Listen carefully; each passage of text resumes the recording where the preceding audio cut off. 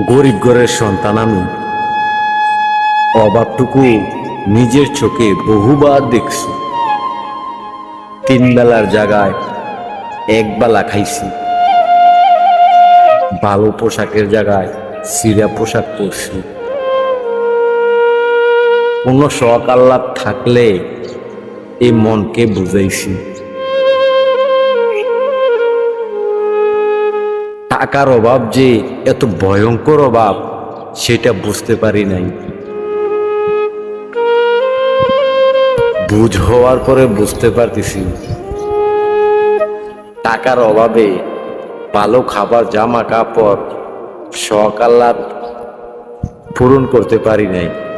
কিন্তু এটা ভাবি নাই যে টাকার অভাবে আপনজনকে হারাইতে হইবে।